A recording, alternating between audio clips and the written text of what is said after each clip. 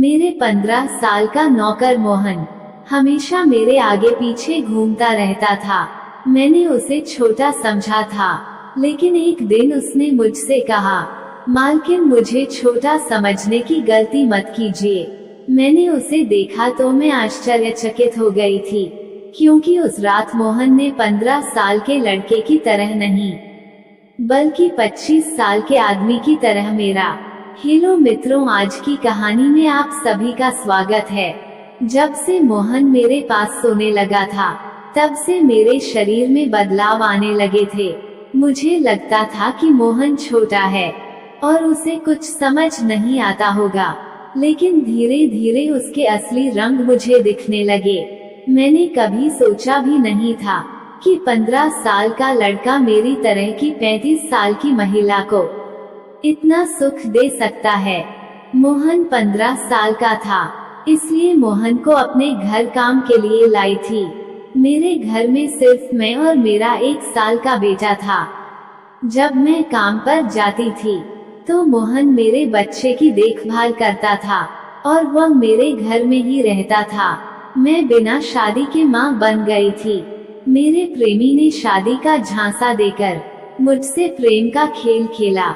जब मैं गर्भवती हो गई तो मैं उसके घर गई और वहाँ मैंने देखा तो उसकी शादी हो रही थी। उसने मुझसे प्रेम का नाटक किया और किसी और लड़की से शादी कर ली थी। मेरे पेट में पल रहे बच्चे को मैं मार भी नहीं सकती थी। मैंने गर्भपात कराने का सोचा, तब तक समय निकल चुका है। मैं 6 महीने की गर्भवती हो चुकी थी। मेरे माता पिता ने मुझे और मेरे बच्चे को स्वीकारने से इनकार कर दिया। कई महीने पहले मैं अपने गांव गई थी, क्योंकि मेरे दादा के लिए जन्मदिन का निमंत्रण भेजा था, इसलिए मैं गई थी। मेरे बेटे को वहां पर मेरे दादा ने गोद लिया था। मेरे बेटे का नाम राहुल था। राहुल वहां पर प्यार से कूदने के बाद खेल रहा था। तभी ऑफिस से मेरा फोन आया और मैं कुछ देर के लिए फोन पर बात करने के लिए बाहर चली गई। जब मैं वापस आ रही थी, तभी राहुल दादा के पास नहीं बल्कि घर के एक नौकर के पास था।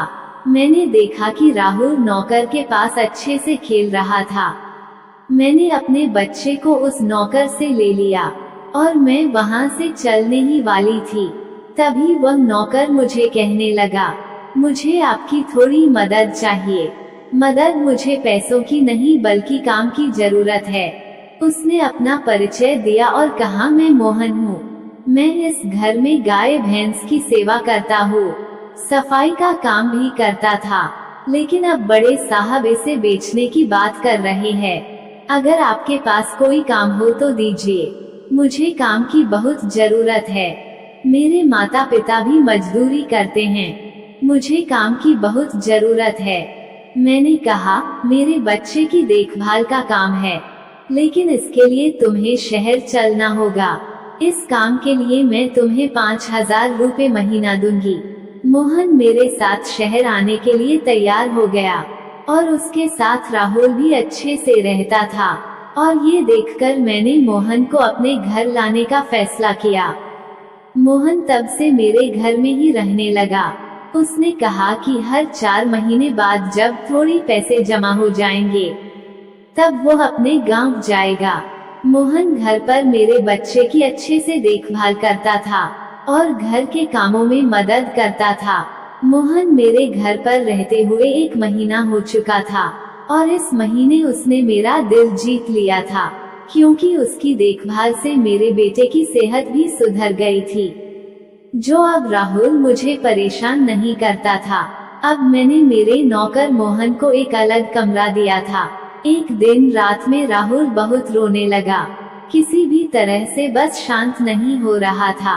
बच्चे की रोने की आवाज सुनकर मोहन मेरे कमरे में आ गया और राहुल को उसके पास ले लिया।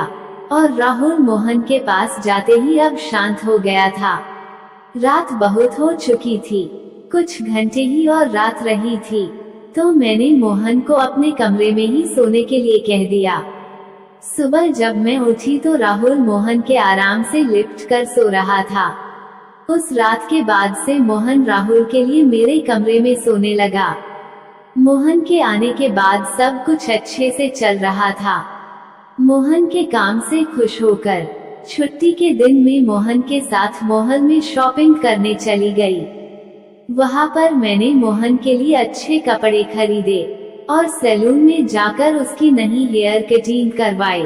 मोहन एकदम साधारण तरीके से उसका पूरा लुक ही बदल गया था। मैं उसके नए अंदाज में देखकर बात नहीं कर पा रही थी। कल तक जो एक साधारण सा नौकर था, वो इतना हैंडसम और स्मार्ट दिखता है, इसकी मैंने कल्पना भी नहीं की थी। मोहन से आते ही राहुल सो गया। मैंने उसे कमरे में बिस्तर पर सुला दिया और मैं पानी पीने के लिए बाहर जाने लगी। तभी मोहन मेरे लिए पानी लेकर आया। पानी पीकर मैंने गिलास रखा। मोहन मुझे तब से ही एक नजर से देख रहा था। जैसे ही मैंने गिलास रखा, उसने मुझे गले लगा लिया। कई सालों बाद किसी पुरुष ने मुझे गले लगाया था। मैंने उसे खुद से दूर किया और मोहन कहने लगा, आपकी वजह से आज पहली बार मैंने खुद से प्यार करना सीखा है। जिंदगी बहुत खूबसूरत है, बस किसी पर दिल आना चाहिए। आज आपने मेरा कायाकल्प करवा कर मुझ पर बहुत बड़ा उपकार किया है। मैं सच में बहुत अच्छा दिख रहा हूँ। मोहन के चेहरे पर खुशी देखकर मैं भी खुश थी। अगले दिन से मोहन बहुत अच्छे और स्वच्छता से रहने लगा था, लेकिन गांव का लड़का होने के कारण उसकी कद काठी अच्छी थी। वो घर में भी रोजाना कसरत करता था। उसकी लंबाई भी ठीक ठाक थी। मैंने उसे उसकी पढ़ाई के बारे में पूछा था, लेकिन उसने कहा कि अब उसका पढ़ाई से मन उठ गया है। हर सुबह ऑफिस जाने से पहले मैं अपने बच्चे को मोहन को शोकर ऑफिस के लिए निकलती थी। आज जब मैं ऑफिस के लिए निकलने से पहले, जब राहुल मोहन की गोद में था, तो मैंने राहुल को प्यार करने के लिए अपने होंठ आगे किए, तो राहुल ने अचानक से अपनी गर्दन घुमाई और मेरे होंठ मोहन की गाल पर लगा। इसलिए मुझे बहुत शर्मिंदगी महसूस हुई। मैंने उससे माफी मांगी और ऑफिस चली गई। शाम को जब मैं घर आई, तभी भी मैं उनकी आंखों में नजर नहीं मिला पा रही थी। मोहन ने राहुल को खाना खिलाकर सुला दिया था। फिर हम दोनों ने साथ में खाना खाया। खाना खत्म करने के बाद मैं अपने कमरे में चली गई और वहां मैं अपनी दवाएं ले रही थी। मुझे माइग्रेन की समस्या थी, उसी की दवा मैं ले रही थी। दवा लेने के बाद ही मेरा सिर बहुत दर्द कर रहा था। अपने कमरे में सिर पकड़कर बैठी हुई थी। कुछ देर बाद मोहन कमरे में आया और मुझे इस हाल में देखकर उसने पूछा कि क्या हुआ।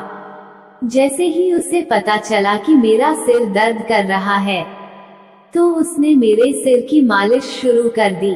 मोहन की मालिश से मुझे आराम मिल रहा था। धीरे धीरे उस रात मुझे बहुत अच्छी नींद आई थी। अगले दिन हमारे ऑफिस में ट्रेडिशनल डे का फंक्शन था और इसके लिए मैंने गुजराती रुख अपनाने का फैसला किया। मैंने घाघरा पहन लिया था, लेकिन स्कर्ट का नोट बांधने में मुझे दिक्कत हो रही थी।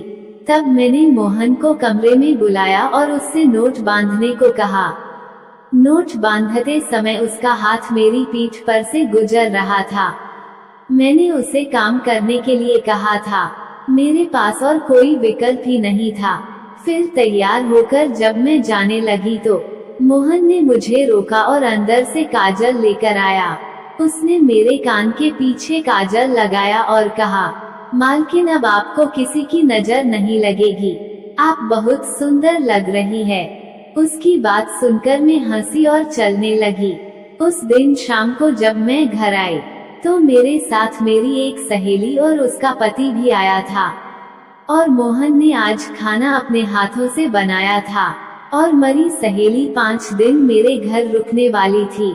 अगले दिन खाना बनाया और दिव्या और उसके पति को खाने के लिए बुलाया, लेकिन वे दोनों कमरे में ही ड्रिंक कर रहे थे और दिव्या तो बहुत ज्यादा पी चुकी थी। वो खाना खाए बिना ही सो गई। उसका पति हमारे साथ खाना खाने बैठा। और उसने मुझसे कहा, तुम तो दिव्या से भी ज्यादा सुंदर हो। राकेश के बोलते ही मोहन मुझसे गुस्से से देख रहा था। खाना खत्म करने के बाद राकेश अपने कमरे में चला गया। उसके जाते ही मोहन मुझसे कहने लगा, मालकिन आपके कैसे दोस्त हैं? मुझे उस आदमी की बात बिल्कुल भी अच्छी नहीं लगी। तब मैंने उसे कहा, मैं तुझे घर के सदस्य की तरह मानती हूँ। इसका यह मतलब नहीं कि तू मेरे मेहमानों से कुछ भी कहे। तेरा काम है वो कर, आए हुए मेहमानों की सेवा करना, इसलिए तू सिर्फ वही कर, बाकी मुझे कुछ सिखाने की जरूरत नहीं है। मोहन को डांटकर मैं अपने कमरे में चली गई। मैंने उसे डांट दिया था, फिर भी वह मेरे लिए पानी लेकर आया। तब मैंने अपने दवा ली और पानी पीकर सो गई। आज मोहन मेरे कमरे में सोने नहीं आया था, ऐसा मुझे लगा, लेकिन सुबह जब मेरी आंख खुली तो मैंने उसे अपने बगल में पाया। सुबह मेरी आंख खुली तो मेरे सामने दिव्या थी, बहुत गुस्से में लग रही थी। फिर मोहन को मेरे सामने लाया गया। उसके हाथ में दिव्या की ओढ़नी बनी हुई थी। दिव्या ने कहा, तुम्हारे इस देहाती नौकर ने मेरे पति का हाथ तोड़ दिया है। तभी मोहन बोला, मैंने कुछ भी नहीं किया। रात को राकेश साहब नशे में थे और उनका संतुलन बिगड़ गया होगा, इसलिए उनका हाथ टूट गया होगा। दिव्या भी नशे में लग रही थी। फिर मोहन ने मेरे लिए उन दोनों से माफी मांगी। तभी दिव्या और राकेश वहां से चले गए। मुझे पता था कि उसने कुछ नहीं किया था। आज मैंने ऑफिस से छुट्टी ली थी, क्योंकि कई दिनों से मैं बहुत व्यस्त थी। आज सोचा कि खुद के लिए थोड़ा समय निकालूं। फिर उस दिन मैंने कुछ देर आराम किया। आराम करने के बाद मेरे को एक कप चाय की जरूरत महसूस हुई। मैं मोहन को चाय बनाने के लिए पुकार रही थी, लेकिन उसकी तरफ से कोई जवाब नहीं आ रहा था। उसे ढूंढते ढूंढते मैं उसके कमरे में गई। वहां जाकर देखा कि मोहन अभी अभी नहाकर बाथरूम से बाहर आया था। उसने शर्ट नहीं पहनी थी। मैंने पहली बार उसे इस तरह देखा। मोहन का शरीर बेहद मजबूत लग रहा था। मैंने कई सालों बाद में किसी पुरुष को इस तरह बिना कपड़ों के देख रही थी। तभी मोहन ने मुझे आवाज दी। फिर भी मैं अपने सुध बुध खोए उसे देख रही थी। फिर मोहन ने आंखों के सामने चुटकी बजाई। तब मैं होश में हुई और उससे कहा कि मेरे लिए चाय बना दे। आज घर में ही थोड़ा खुद का स्किन केयर करने का सोचा, इसलिए दोपहर के समय में अपने कमरे में अपना बनाने लगी।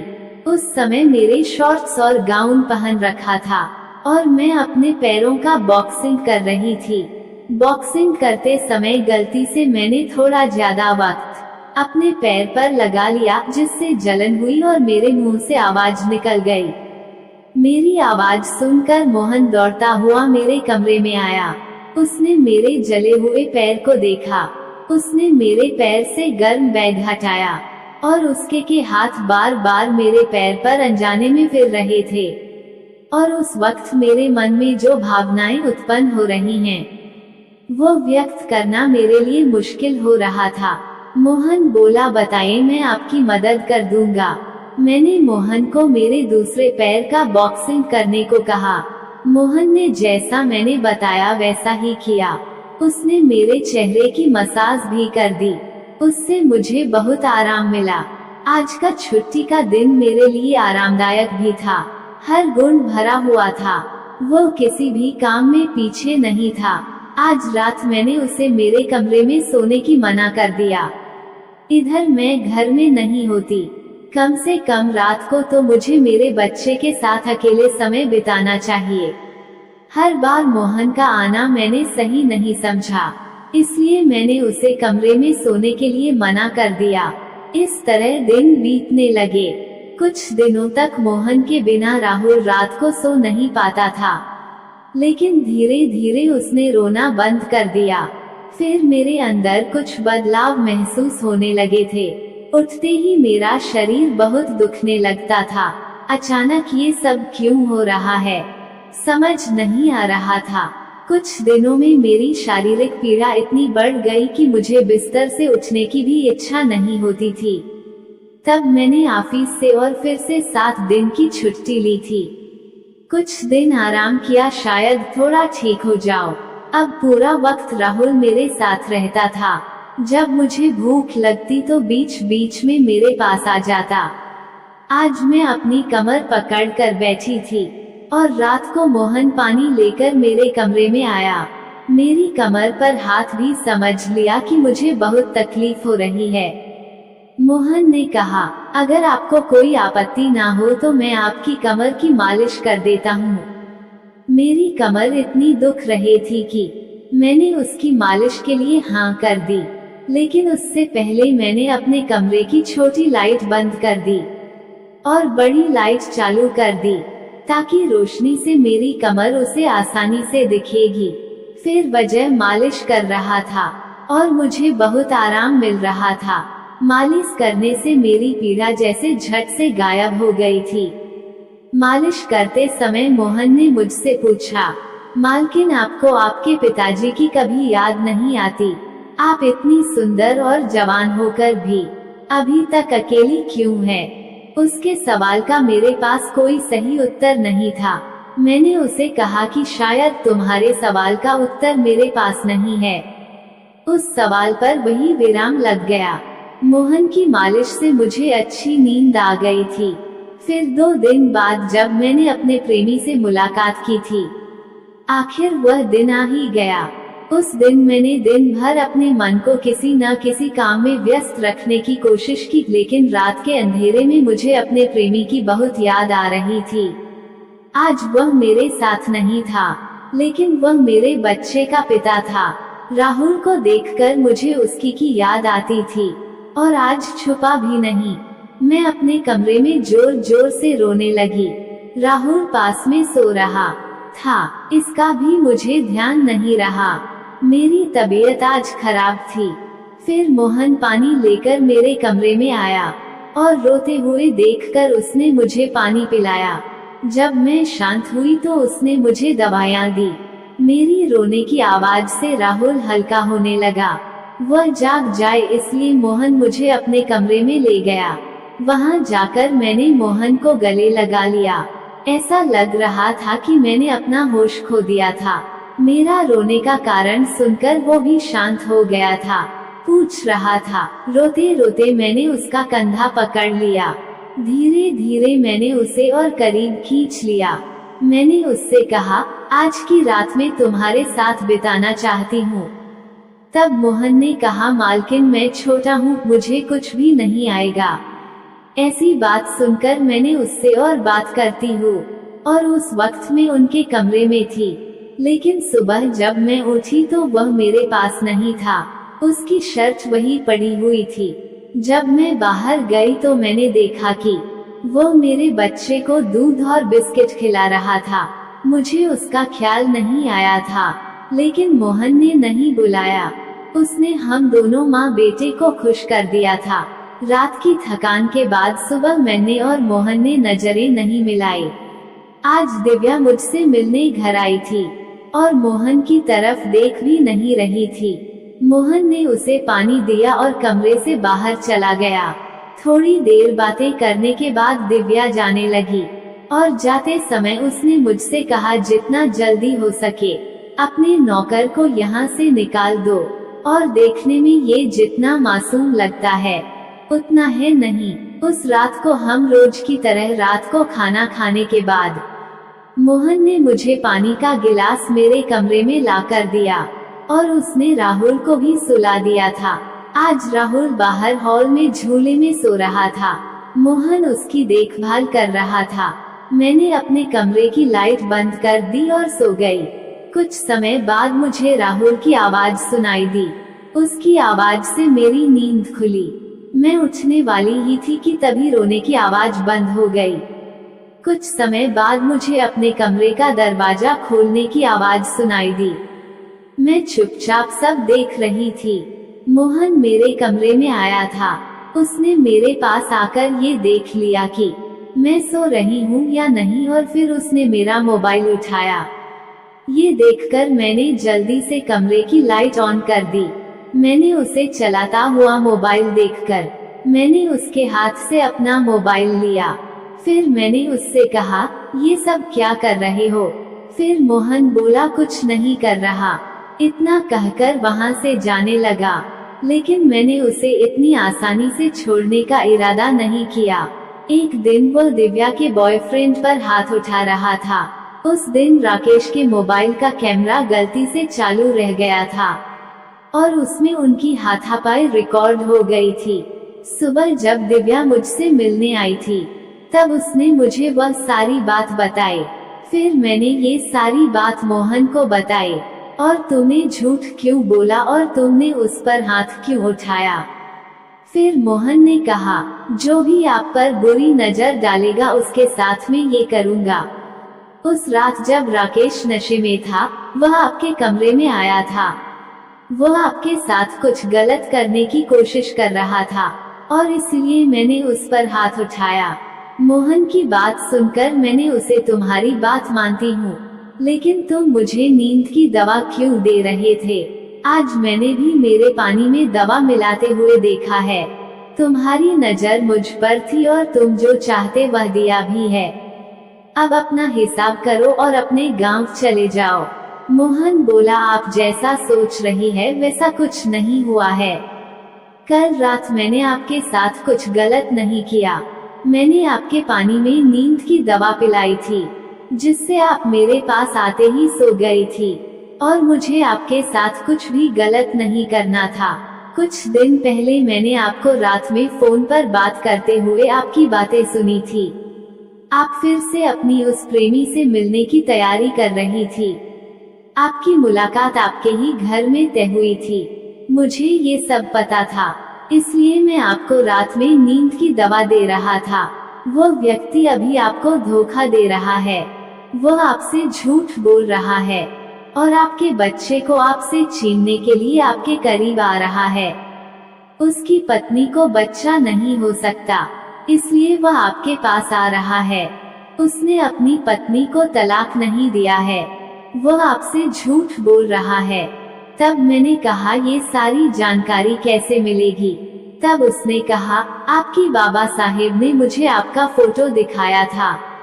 मुझे आप पर पहली नजर में ही अच्छी लगी थी, लेकिन बाबा साहेब ने ये भी कहा था कि आप शादी के खिलाफ है। तब मैंने उनके साथ मिलकर यह प्लान बनाया। आपके दिल में अपनी जगह बनाने के लिए मैं यहाँ आया था, लेकिन यहाँ आने के बाद मैंने देखा कि बहुत से लोग आप पर बुरी नजर रखते हैं। फिर मैंने आपकी सुरक्षा करनी शुरू कर दी। मोहन 15 साल का नहीं था। मेरा पहला शक सही निकला। वो 25 साल का था और एक अच्छी नौकरी पर था। उसने मेरे प्यार के लिए इतनी मेहनत की थी। मोहन ने मेरे प्रेमी के बारे में जो भी कहा था वह सब सच था। मोहन ने मेरे प्रिय ने की वह सारी जानकारी सही निकाली थी। मोहन जैसा ईमानदार पति और मेरे बच्चे का पिता मिलना मेरे लिए बहुत बड़ी अपने प्रेमी के खोखे के जाल में फंसने से बच गई थी। आज मैं राहुल और मोहन के साथ बहुत खुश हूँ और मेरे बच्चे से बहुत प्यार करता है। मेरे बाबा साहेब की वजह से आज मेरा परिवार शुरू हुआ। मुझे मोहन जैसा पति मिला। यह मेरा सौभाग्य था। दोस्तों, जो आपसे सच्चा प्यार करता है, किसी भी कठिनाई में आपका साथ नहीं छोड़ता। रिश्ते निभाने वाले को किसी बच्चे की जरूरत नहीं होती और रिश्ते तोड़ने वालों के लिए एक बहाना भी काफी होता है। तो दोस्तों, ये थी हमारी आज की छोटी सी कहानी। आपको ये कहानी अच्छी लगी हो तो